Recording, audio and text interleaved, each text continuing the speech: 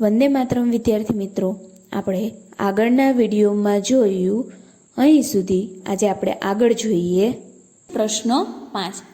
નીચેના દરેક દશાંશને શબ્દમાં લખો. હવે તમારે દશાંશ સંખ્યા છે એને શબ્દમાં દર્શાવવાની છે. તો એ કઈ રીતે દર્શાવશો તો જોઈએ. પહેલું 0.03. હવે આને તમે બે રીતે લખી શકો.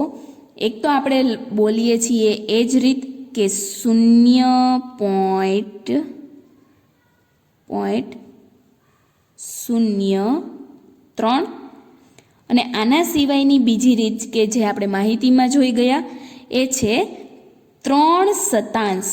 જ્યારે પણ સંખ્યાની પાછળ પોઈન્ટ પછી બે સંખ્યા આપેલી હોય તો તમે શતાંશ વાંચી શકો.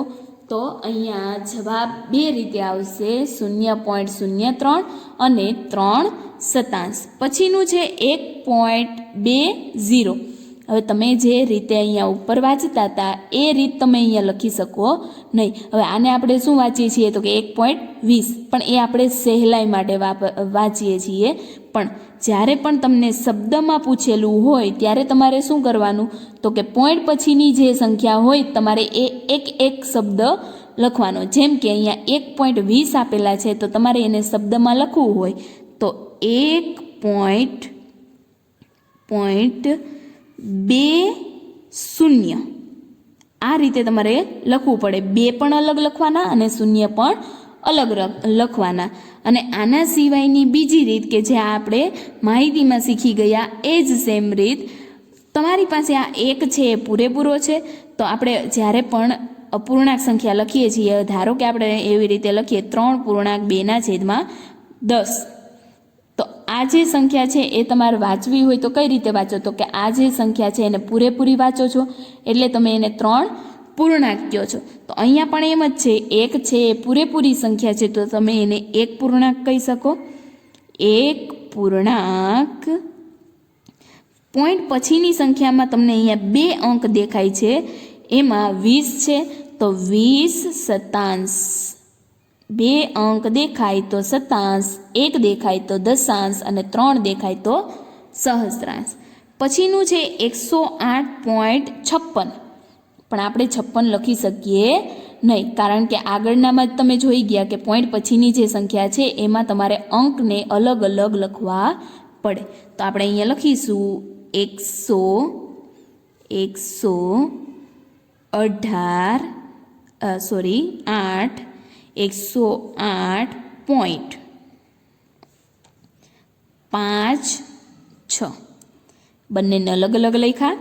અને આના સિવાયની માહિતીવાળી રીત કે અહીંયા તમારી પાસે જે સંખ્યા આપેલી છે 108 એ પૂર્ણાંકમાં વચાશે અને પાછળની 56 છે એમાં બે અંક છે એટલે શતાંશ. તો અહીંયા આવશે 108 પૂર્ણાંક 56 શતાંશ. ત્યાર પછી 10.07, તો એને તો આપણે એમ જ વાંચીએ છીએ 10.07. અને આના સિવાયની રીત 10 પૂર્ણાંક અને 0.7 છે તો 7, અહીંયા લખીએ 7 શતાંશ, કારણ કે બે જ અંક છે એટલા માટે શતાંશ.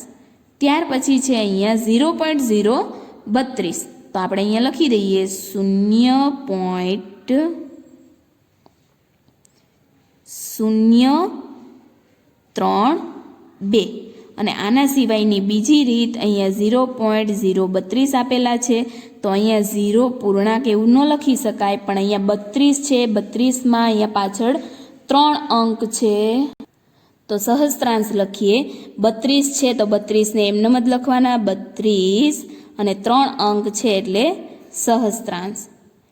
ત્યાર પછી છે 5.008, તો એને તો સેમ જ આપણે લખી શકીએ 5.008.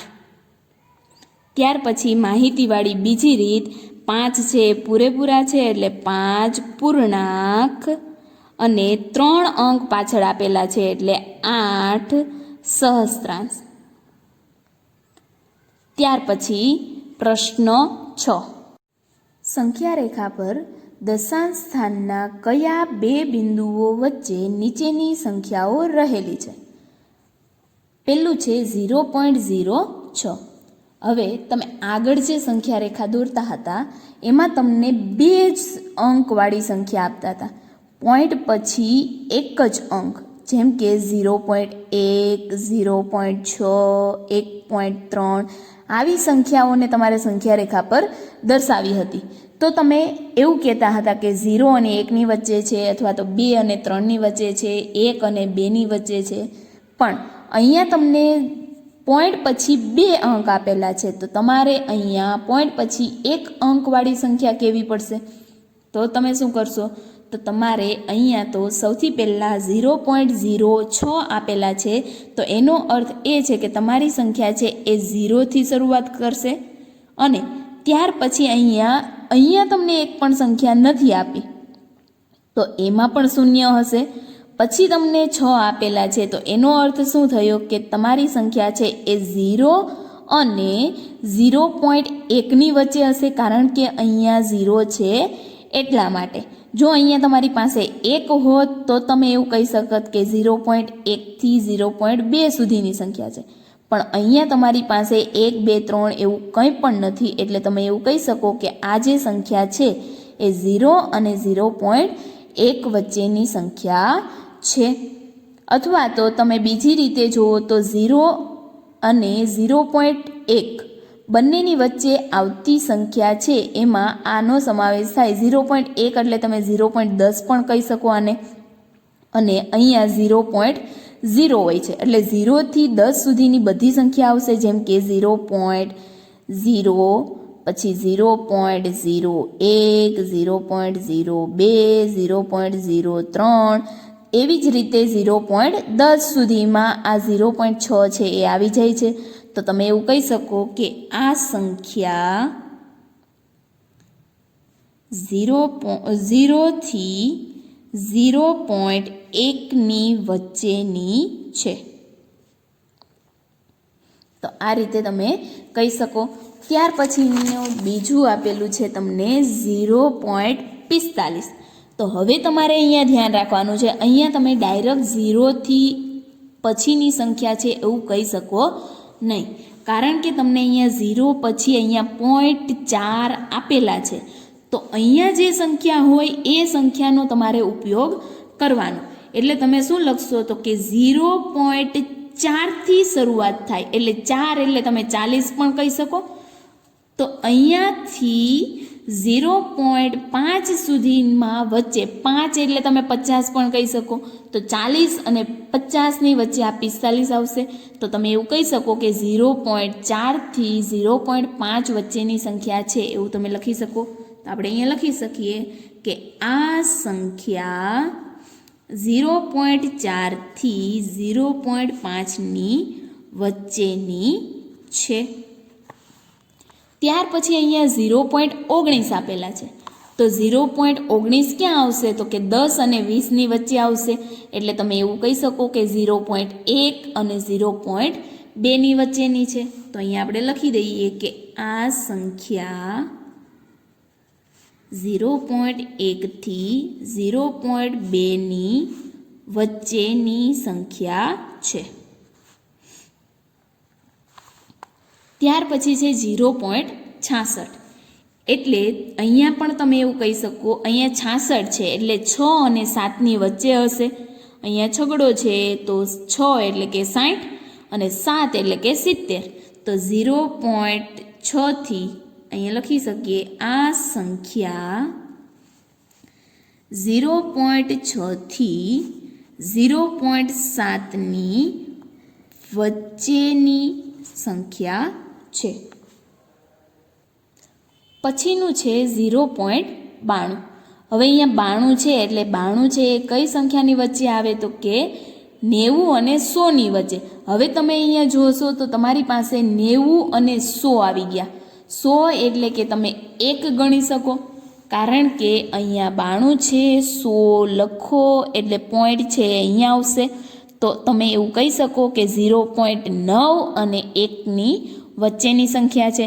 તમે સ્કેલમાં પણ જોયું હોય, આ જે સ્કેલ છે એમાં પણ જોયું હોય, અહીંયાની જે સંખ્યા છે એને તમે 0.9 ગણો તો 0.9 પછીનો જે આ લીટો છે એને તમે શું ગણો છો તો કે 1.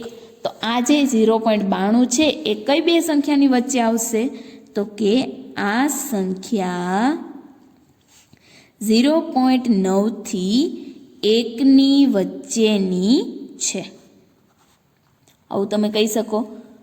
ત્યાર પછી છે 0.57. તો 0.57 છે એ કઈ બે સંખ્યાની વચ્ચે આવશે તો હવે તમે સહેલાઈથી કહી શકો, અહીંયા 5 છે તો 0.5 અને 6ની વચ્ચેની સંખ્યા આવશે. તો અહીંયા લખી દઈએ કે આ સંખ્યા 0.5 થી 0.6ની વચ્ચેની સંખ્યા છે.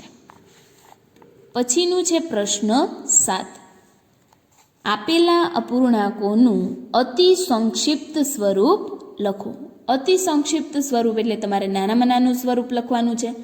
પહેલું તમને આપેલું છે 0.60. તો સૌથી પહેલાં તો તમારી પાસે જે દશાંશ સંખ્યા છે એને તમારે અપૂર્ણાંકમાં બદલવી પડે, ત્યાર પછી જ તમે એનું અતિ સંક્ષિપ્ત સ્વરૂપ લખી શકો.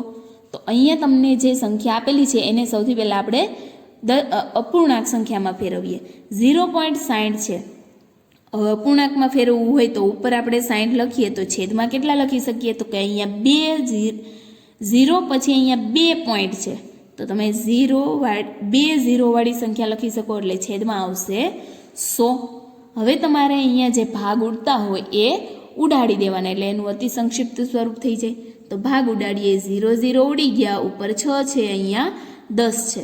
6 હોય તો 6ની જગ્યાએ તમે 3 દુ 6 લખી શકો અને છેદમાં 5 દુ 10 લખી શકો. 2 2 છે ઉડી જાય તો અહીંયા વધે છે તમારી પાસે 3/5. તો આ છે એ 0.60નું અતિ સંક્ષિપ્ત સ્વરૂપ કહેવાશે. અતિ સંક્ષિપ્ત સ્વરૂપ એટલે તમારે એ યાદ રાખવાનું કે જ્યારે પણ તમને દશાંશ સંખ્યા આપેલી હોય તો સૌથી પહેલાં અપૂર્ણાંકમાં બદલો અને ત્યારબાદ એમાંથી જે ભાગ ઉડતા હોય એ ઉડાડો અને એનું નાનામાં નાનું જે સ્વરૂપ લખો એને કહેવાય અતિ સંક્ષિપ્ત સ્વરૂપ. પછી છે અહીંયા 0.05. તો સૌથી પહેલાં તો આપણે એને અપૂર્ણાંકમાં ફેરવીએ. ઉપર હું અહીંયા 5 લખું તો છેદમાં મારે કેટલા લખવા પડે તો કે અહીંયા પોઈન્ટ પછી 2 અંક આપેલા છે અને 2 અંક હોય એટલે તમારે છેદમાં 2 શૂન્યવાળી સંખ્યા લખવી પડે. જેટલા પોઈન્ટ પછી જેટલા અંક હોય એટલા શૂન્યવાળી સંખ્યા આપણે લખી દેવાની. તો 5ના છેદમાં અહીંયા 100. તો અહીંયા ભાગ ઉડે છે તો કે હા, 5 એકા 5 અને છેદમાં આવશે 20 ગુણ્યા 5. 5 5 છે ઉડી જાય, અંશમાં આવશે 1, છેદમાં આવશે 20. તો તમારો જવાબ અહીંયા મળી ગયો 1/20. ત્યાર પછી છે 0.75. હવે 0.75 છે તો આપણે એને અપૂર્ણાંકમાં ફેરવીએ. 75 અંશમાં અને છેદમાં અહીંયા 2 પોઈન્ટ પછી 2 અંક છે તો છેદમાં 100 આવશે. હવે તમારે ભાગ ઉડે છે તો કે હા, તો ઉડાડી દેવાના. અહીંયા 75 છે તો 25 તેરી 75 અને 25 ચોકું 100 એટલે 25 25 છે ઉડી જાય તો 3/4. તો આ 3/4 છે એ તમારો જવાબ. ત્યાર પછી છે ડી. ડી છે એમાં તમને આપેલું છે 0.18. 0.18 છે સૌથી પહેલાં આપણે એને અપૂર્ણાંકમાં ફેરવીએ. ઉપર લખીશું 18 તો છેદમાં કેટલા આવશે તો કે 100 આવશે. ઉપર 18 છે, નીચે 100 છે. તો હવે તમારું આનું અતિ સંક્ષિપ્ત સ્વરૂપ શોધવું હોય તો ભાગ ઉડાડવાના. તો ભાગ ઉડાડીએ. અહીંયા 18 છે તો કે 9 દુ 18 અને અહીંયા 50 ગુણ્યા 2. 2 2 છે ઉડી જાય તો અહીંયા વધે છે 9/50. તો આ છે એ તમારું અતિ સંક્ષિપ્ત સ્વરૂપ થઈ ગયું. ત્યાર પછી છે 0.25. તો તમારે અપૂર્ણાંકમાં ફેરવવું હોય તો 25ના છેદમાં કેટલા લખવા પડશે તો કે 100 લખવા પડશે. ત્યાર પછી આપણે એનો ભાગ ઉડાડીએ તો 25 એકા 25 અને છેદમાં 25 ચોકું 100 તો 25 ગુણ્યા 4, 25 25 છે ઉડી જાય, તો અંશમાં વધે છે 1 અને છેદમાં વધે છે 4. તો 1/4 એ અતિ સંક્ષિપ્ત સ્વરૂપ થઈ ગયું. ત્યાર પછી છે એફ. એફમાં 0.125. 0.125 છે તો હું અંશમાં 125 લખું તો છેદમાં મારે કેટલા લખવા પડશે? તો અહીંયા પોઈન્ટ પછી 3 અંક છે. 3 અંક હોય તો તમારે 3 શૂન્યવાળી સંખ્યા લખવી પડે. તો અહીંયા આવશે 0 0 0. હવે તમારે આને ભાગ ઉડાડવા હોય તો ઉડાડી શકો. તો ઉડાડીએ. 125 ગુણ્યા 1 કરો એટલે 125 અને 125 ગુણ્યા 8 કરો એટલે 1000 આવશે. ન ખબર પડે તો 1000નો ભાગાકાર 125 સાથે કરો અથવા તો 125 ગુણ્યા 8 કરો એટલે તમને 1000 મળી જશે. 125 ઉડી જાય એટલે અંશમાં આવશે 1, છેદમાં આવશે 8. આ છે તમારો જવાબ. ત્યાર પછી છે 0.066. તો હવે હું અહીંયા તમને 66 લખીને આપું તો છેદમાં તમારે કેટલા લખી દેવા પડે? તો અહીંયા 3 અંક છે તો તમારે 1000 લખવા પડશે. તો આપણે 1000 લખી દઈએ. હવે આના ભાગ ઉડાડીએ તો અહીંયા 66 છે તો 33 ગુણ્યા 2 કરો એટલે 66 થઈ જાય અને 500 ગુણ્યા 2 કરો એટલે 1000. તો 2 છે એ ઉડી જાય. હવે 33 અને 500માંથી કંઈ પણ ઉડે નહીં. તો 33/500 આ છે એનું અતિ સંક્ષિપ્ત સ્વરૂપ. અહીંયા તમારું સ્વાધ્યાય 8.2 પૂર્ણ થાય છે. ત્યાર પછી આગળ જોઈએ સ્વાધ્યાય 8.3. પ્રશ્ન 1. કઈ સંખ્યા મોટી છે? હવે તમે આગળ પણ જોઈ ગયા છો કે જ્યારે પણ તમને દશાંશ સંખ્યા આપી હોય તો એને તમારે અપૂર્ણાંકમાં બદલવી પડે અને અપૂર્ણાંકમાં બદલો ત્યાર પછી તમને સહેલાઈથી ખબર પડશે કે કઈ સંખ્યા નાની છે અને કઈ મોટી છે. સૌથી પહેલું છે 0.3. તો એને તમે 3/10 છે એ લખી શકો. અને બીજું છે 0.4. તો એને તમે 4/10 લખી શકો. હવે બંનેના છેદ એક જ સરખા છે તો ત્યાર પછી તમારે અંશની સરખામણી કરવાની, જે રીતે આપણે આગળ અપૂર્ણાંક સંખ્યામાં પણ જોઈ જ ગયા છીએ. તો સૌથી પહેલાં તો બંનેના છેદ એક જ સરખા છે એટલે બંનેના 10 10 છે. હવે તમારે અંશને જોવાના. જેનો અંશ મોટો એ સંખ્યા મોટી અને જેનો અંશ નાનો એ સંખ્યા નાની. હવે અહીંયા 3 અને 4માંથી મોટું કોણ છે? 3 છે કે 4 છે? તો કે 4 મોટા છે. તો 4/10 એ સંખ્યા મોટી કહેવાય. તો આપણે અહીંયા લેસ ધેન કે ગ્રેટર ધેનમાંથી શું કરી શકીએ? તો લેસ ધેન કરી શકીએ. તો હવે તમે સહેલાઈથી કહી શકો કે આ 0.3 કે 0.4માંથી કોણ મોટું છે? તો 0.4. તો આપણે અહીંયા લખી શકીએ કે 0.4 એ મોટા છે. ત્યાર પછી 0.07 કે 0.02. તો સૌથી પહેલું છે 0.07. તો એને તમે લખી શકો 7/100 કારણ કે પોઈન્ટ પછી 2 અંક છે એટલે છેદમાં 100. અને બીજું છે 0.02. તો એને તમે 2/100 લખી શકો. હવે બંનેના છેદ એક જ સરખા છે તો તમે અંશની સરખામણી કરી શકો. 7 મોટા કે 2 મોટા છે? તો તમે કહી શકો કે 7 એ મોટા છે. હવે 7 મોટા હોય તો તમે અહીંયા લેસ ધેન કે ગ્રેટર ધેન શું કરી શકો? તો કે ગ્રેટર ધેન. જે સંખ્યા મોટી હોય એ સાઈડ તમારે મોઢું ખુલ્લું રાખવાનું. અહીંયા 7 મોટા છે તો આ સાઈડ મોઢું ખુલ્લું. અહીંયા 4 મોટા છે તો અહીંયા 4 સાઈડ મોઢું ખુલ્લું છે. તો 7/100 છે એ સંખ્યા મોટી. હવે 7/100 છે એ કઈ સંખ્યા છે? તો કે 0.07. તો તમે અહીંયા લખી શકો કે 0.07 એ મોટા છે. ત્યાર પછી છે 3 કે 0.8. હવે અહીંયા તો તમે સહેલાઈથી કહી શકો કે 3 છે એ મોટા છે કારણ કે 3 એ પૂર્ણ સંખ્યા છે જ્યારે 0.8 છે એ નાની સંખ્યા છે. પણ અહીંયા પણ તમારે એ ધ્યાન રાખવાનું કે અહીંયા પોઈન્ટની આગળ જે સંખ્યા હોય એ હંમેશા પૂર્ણ હોય. અહીંયા 0 આપેલો છે, અહીંયા 3 છે તો 0 કરતાં 3 મોટા કહેવાશે. તો તમે અહીંયા કહી શકો કે 3 એ મોટી સંખ્યા છે. તો અહીંયા લખીએ 3 > 0.8. તો અહીંયા લખીએ 3 એ મોટા છે. ત્યાર પછી છે 0.5 કે 0.08. અહીંયા તમારે એ ધ્યાન રાખવાનું છે કે જો અહીંયા તમને 3.8 આપેલા હોત તો આ સંખ્યા મોટી ગણાત, કારણ કે 3 છે એ પૂર્ણ કહેવાય, કેમ કે એ પોઈન્ટની આગળ છે એટલા માટે. ત્યાર પછીનું 0.5 કે 0.05. તો હવે તમારે અહીંયા જોવાનું છે એ સૌથી પહેલાં 0.5 છે એને તમે 5/10 છે લખી શકો, અને બીજું છે 0.05. તો એને તમે 5/10 કેટલા લખી શકો તો કે 100. હવે અહીંયા છેદમાં 10 છે, અહીંયા 100 છે, તો સૌથી પહેલાં તો તમારે બંનેના છેદ છે એ સરખા કરવા પડશે.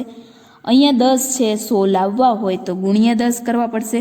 તો અંશમાં પણ ગુણાકાર તમારે કેટલા વડે કરવો પડે તો કે 10 વડે કરવો પડશે. તો અહીંયા તમે 10 વડે ગુણાકાર કરો તો એનો જવાબ તમને શું મળશે તો કે 50/100. અને અહીંયા છે 5/100. 50 મોટા કે 5 મોટા? તો આપણે કહી શકીએ કે 50 છે એ મોટા છે, કારણ કે બંનેના છેદ એક જ સરખા છે. તો હવે તમે સરખામણી કરી શકો. 50 મોટા છે તો આપણે અહીંયા કરીશું ગ્રેટર ધેન. તો હવે તમે કહી શકો કે આ સંખ્યા કઈ હતી તો કે 0.5. તો 0.5 છે એ મોટા છે, તો આપણે અહીંયા લખી દઈએ કે 0.5 એ મોટા છે. ત્યાર પછી 1.23 કે 1.2. તો સૌથી પહેલાં તો આપણે પોઈન્ટવાળી સંખ્યાને અપૂર્ણાંકમાં દર્શાવીએ. 1.23 એટલે 123/છેદમાં કેટલા લખી શકો તમે તો કે 100, કેમ કે પોઈન્ટ પછી 2 અંક છે. હવે અહીંયા પોઈન્ટ પછી એક જ અંક છે અને આપણે જોઈએ છીએ 2 અંકવાળી સંખ્યા, તો આપણે અહીંયા શૂન્ય લખી શકીએ. હવે અહીંયા તમે શૂન્ય લખો, 1.20 લ્યો તો તમે 120/છેદમાં કેટલા લખી શકો તો કે 100 લખી શકો. અહીંયા આપણે ડાયરેક્ટ જ કરી દીધેલું છે, કારણ કે આગળનામાં મેં તમને ગુણાકાર કરીને શીખવાડ્યું. પણ જો તમારે ડાયરેક્ટ જોતું હોય તો તમે અહીંયા શૂન્ય મૂકી અને ડાયરેક્ટ લખી શકો. અહીંયા પણ તમે જોઈ શકો 0.5 હતા, અહીંયા 0.05, અહીંયા 2 અંક હતા, અહીંયા એક જ અંક હતો. હવે અહીંયા તમારે 2 અંક કરવા હોય તો તમે 50/100 લખી શકત. તો અહીંયા 50/100 આવી ગયા. તો તમે 2 રીત કરી શકો, ડાયરેક્ટ પણ લખી શકો અને અહીંયા તમે જે સંખ્યા છે એનો ગુણાકાર પણ કરી શકો. તો હવે તમારી પાસે અહીંયા 123 છે, અહીંયા 120 છે, બંનેમાં છેદમાં 100 જ છે. તો કઈ સંખ્યા મોટી કહેવાશે તો કે 123 વાળી મોટી, એટલે કે 1.23 છે એ મોટા ગણાશે. તો આપણે અહીંયા લખી દઈએ 1.23 એ મોટા છે. ત્યાર પછી છે F 0.099 અને અહીંયા છે 0.19 એટલે કે 19. હવે તમે અહીંયા જોઈ શકો અહીંયા 0 પછી 3 અંક છે, અહીંયા કેટલા છે તો કે 2 જ અંક છે. તો આપણે 3 લાવવા હોય તો પાછળ શૂન્ય મૂકી શકીએ. હવે પોઈન્ટવાળી સંખ્યા છે એને આપણે અપૂર્ણાંકમાં બદલીએ. અહીંયા 99 છે, તો 99/છેદમાં કેટલા લખી શકો તો કે 1000, કારણ કે અહીંયા 3 અંક છે એટલે 3 શૂન્યવાળી સંખ્યા, તો 1000. હવે તમારી પાસે અહીંયા 0.190 છે, તો 190 છે એની છેદમાં તમે શું લખી શકો તો કે 1000, કારણ કે આપણે અહીંયા 3 અંક કરી દીધા છે એટલા માટે. હવે છેદમાં અહીંયા બંનેમાં 1000 છે. 99 મોટા કે 190 મોટા? તો તમે સહેલાઈથી કહી શકો કે 190 છે એ મોટા છે. તો તમે અહીંયા લેસ ધેન છે એનો ઉપયોગ કરી શકો.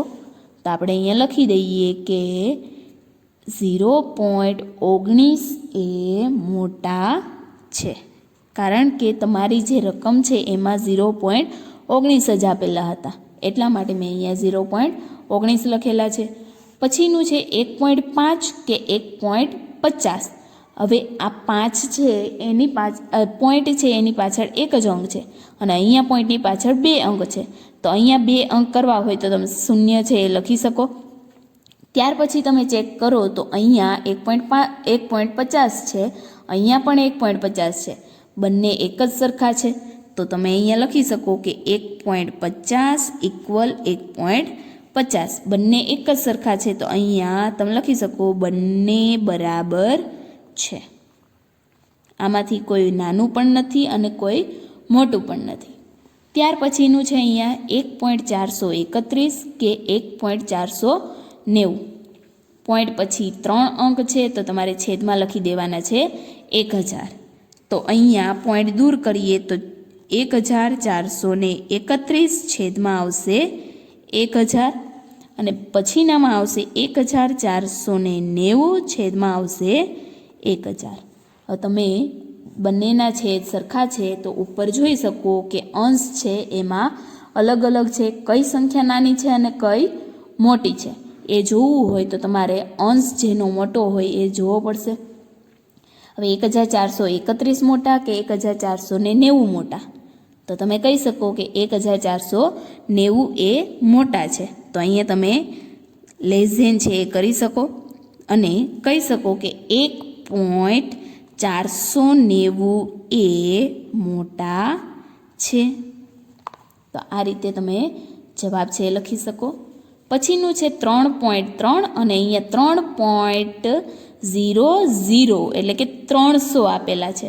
હવે અહીંયા 3 અંક છે, અહીંયા એક જ અંક છે તો તમે બાજુમાં 2 અંક છે એ શૂન્ય મૂકી અને વધારી શકો. તો બંને સંખ્યા છે એ તમને એક જ સરખી દેખાય છે તો તમે અહીંયા લખી શકો કે 3.33 ઇક્વલ 3.300. 3.3 જ લખવાના છે અહીંયા. 3.3 અને 3.300 બંને એક જ સરખા છે. આમાં કોઈ નાનું પણ નથી અને કોઈ મોટું પણ નથી, કારણ કે અહીંયા 3 અંક હતા, અહીંયા 3 અંક આપણે કરીએ તો બંને સંખ્યા તમને એક જ સરખી જોવા મળે છે. તો આપણે અહીંયા લખી દઈએ કે બંને બરાબર છે. ત્યાર પછીનું છે અહીંયા 5.64 કે 5.603. હવે તમારી પાસે અહીંયા 3 અંક છે, અહીંયા 2 જ અંક છે તો 3 કરવા હોય તો આપણે પાછળ શૂન્ય મૂકી દઈએ. હવે આપણે પોઈન્ટ છે એને દૂર કરીએ તો અહીંયા આવશે 5640. તો છેદમાં તમે કેટલા લખી શકો? તો કે 1000 લખી શકો, કારણ કે પોઈન્ટ પછી 3 અંક છે. અને અહીંયા આવશે 5603 અને છેદમાં આવશે 1000. હવે તમારે આ બંનેમાં જોવાનું કે બંનેના છેદ એક જ સરખા છે તો કયો અંશ મોટો છે? 5640 મોટા કે 5603 મોટા? કયા મોટા છે? તો 5640 એ મોટા છે તો અહીંયા આવશે ગ્રેટર ધેન. અને અહીંયા તમે લખી શકો કે 5.64 એ મોટા છે. ત્યાર પછીનો પ્રશ્ન છે પ્રશ્ન 2. આ પ્રકારના 5 વધુ ઉદાહરણ બનાવો અને તેમાંથી મોટી સંખ્યા લખો. તમને અહીંયા બીજા 5 ઉદાહરણ તમારી જાતે શોધવાના કીધા છે. તો આ છે એ તમારે હોમવર્કમાં પૂર્ણ કરવાનું છે, કેમ કે તમને અહીંયા ચોખ્ખું લખીને આપેલું છે કે આ પ્રકારના 5 ઉદાહરણ બનાવો અને તેમાંથી મોટી સંખ્યા શોધો. તો આ છે એ તમારે હોમવર્કમાં પૂર્ણ કરવાનું રહેશે. તો અહીંથી આગળનું અધૂરું ચેપ્ટર આપણે નેક્સ્ટ વિડીયોમાં જોઈશું. વંદે માતરમ.